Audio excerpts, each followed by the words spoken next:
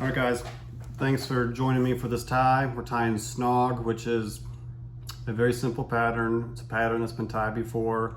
It's just a certain color variation that I use in a certain size with a particular hook that I like, and it works excellent for cold water snook. Obviously works excellent on the dock lights. Works on fish on the beach, and I use it in a lot of situations when we're getting refusals for larger flies. But first, some good news for my YouTube channel. We have our very first fan mail, which I'm gonna read for this video. It's from one J. Nicholas of Oregon.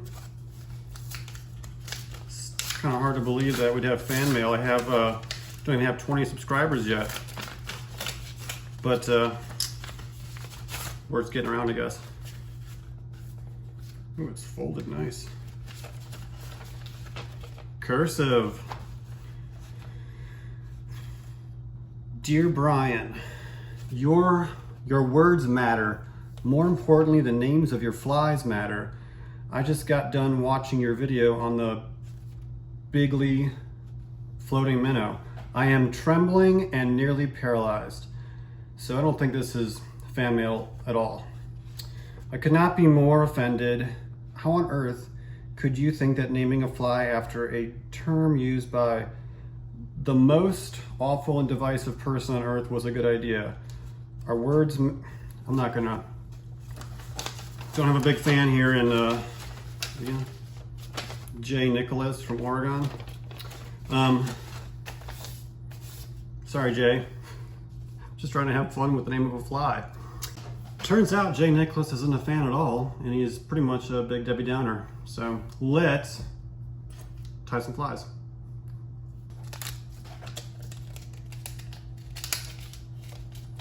We're gonna get started with a size 4 Gamakatsu SC 15 hook.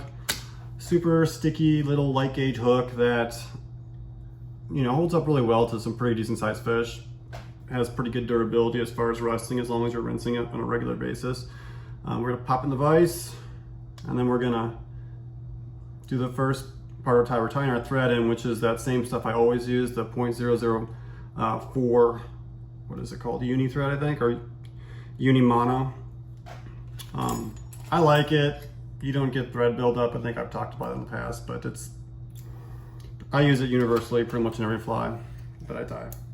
And then you're gonna need, what is it, size small bead chain. I use black bead chain eyes, and I use an old scissors that I use. I use the scissors for like cutting EP brush, like the wire, and bead chain really.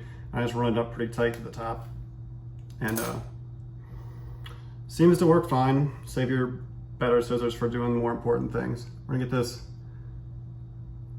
eye on the hook. Now I'm starting it on top just because it's kind of easier to get it started. Sorry if you can't see that. Small bead chain eyes and big hands don't go well together, but it is what it is. Like I said, this is a really simple fly. This is a fly that is pretty much a schminnow in a lot of ways. There's a lot of other guys that tie variations of this for dock lights, but it is a fly that fishes really well for snook that maybe might not be as interested in a larger fly. So oftentimes we'll be throwing it in the wintertime. So I'm gonna take that eye now, I'm gonna put it on the bottom side. That's how I do it. It's not how everyone else does it, but that is how I do it.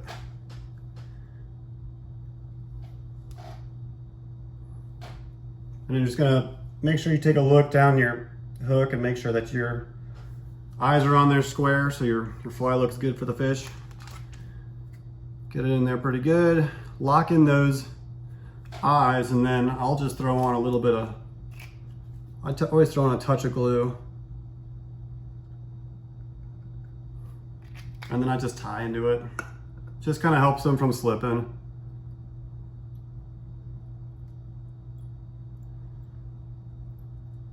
You can see this hook flex with the amount of tension I'm putting on it. But like I said, it does hold really well on bigger fish, and it is a sticky hook, so we like that. I'm satisfied with how those are tied in now. They're not going anywhere. probably adjust them a touch. Perfect. And your next ingredient for your fly is going to be some marabou. I'm using cream strung marabou. So with this snog that we were talking about before, it being a snog fly. Snog, if you haven't heard of it, is a lot of the old timers around here. If they can't identify something really small, like a fry, or maybe it's a really small glass minnow, they're just going to call it snog. You know, the fish were eating snog. Didn't have a fly small enough, or they were eating small stuff. It was snog. So this is a snog fly, and this is kind of what it looks like. They have oftentimes like a off-white coloration and a brownish body with a little bit of shine in there. And you can tie just a regular white on white type of minnow fly, but this is the colors that I think work best in certain situations, and so that's what we're using. We're using strong marabou cream, and you have to come through, you pull out some marabou, and it'll come through and pick out a nice piece for your tail. You're gonna waste, I mean, this is a small fly, so we're gonna waste a lot of marabou here, but I'll use it in other flies in the future. So this is what it's gonna look like. And then you're gonna take this section up here, and you're gonna take it, just get that out of there. You don't want that messing up your tail. And then really, you're gonna take it, and you're not gonna use this part. You're really gonna use just that back section, and that might even be a little long. Yeah, it's a little long. Add a little more, give it a little more beef. Like once you start tying these flies, you can spit, you know, I don't know, 10, 15 these out in an hour probably. They are super easy ties. So you've gathered your marabou, got it to a point where it's probably not gonna foul on the hook. You're gonna tie back to the end of where the bend kind of begins, and then back it off a little bit. We're gonna place this. I usually place a line over, and I'll make like an adjustment if I have to with materials. I do some loose wraps to kind of get it where I want it, and then I'll definitely cinch it down a little bit more and go with tighter wraps in front of it. And then we'll just clean it up. It's a very easy process. We've got a little nub there from the materials. You can just tie it down. It's not gonna matter so much. We're gonna put the very next part of your fly on here, which is just, I think it's pearl tan small chenille.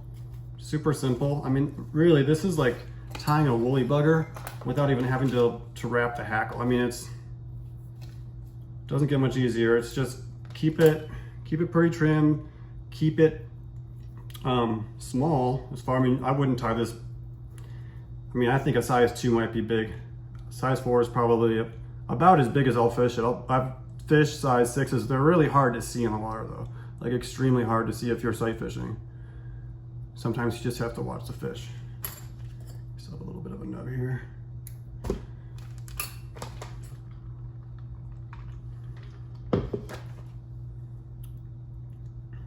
So we did a little bit of wrapping here. And then you're just gonna wrap this up the shank. It's so simple. I kind of wrap it loose, and when I come around the next one, I'll kind of tighten it up, and you can see the next one kind of open up a little bit. Get the marabou out of there.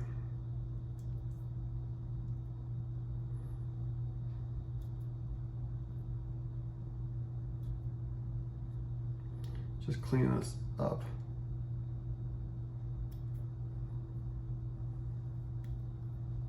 And you just keep wrapping it up, and it's probably going to be 4 or 5 turns. And get to the back of the eyes. Try to make sure that it's, you know, you don't have clumps. I mean, it's really, really basic. And then just bring it down here, and I just tie over it, and I'll come back this way and bring a tie over it this way. I mean, a snog, you're ready to fish pretty much. It doesn't get much easier, and this is a very effective fly. I'll trim up the tail a little bit just because I've got some funky marabou nubs in there, but you're ready to fish.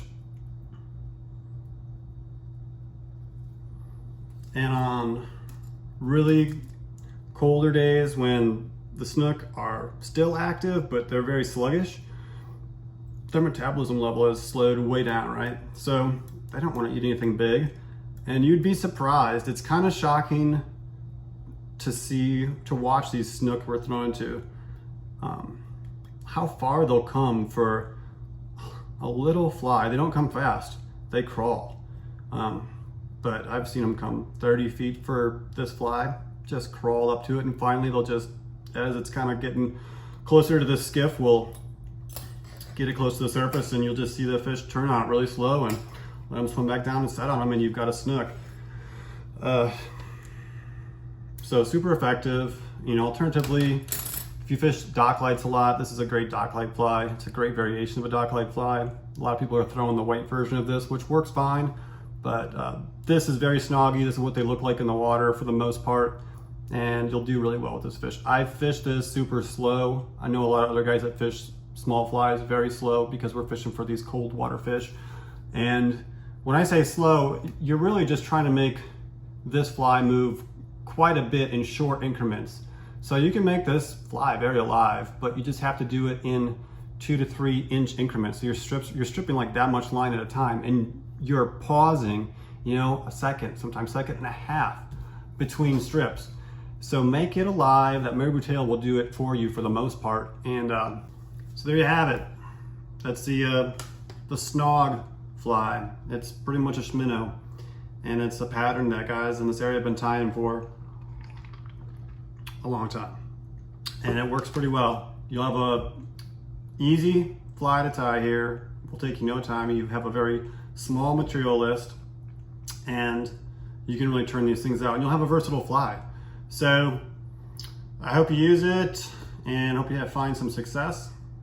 If you're interested in fishing with me, you can go to my website, check it out. If you want to send me some legit fan mail and not some of this Jay Nicholas garbage, thanks Jay. My address is on my website as well. So appreciate it, and feel free to subscribe. That is how it's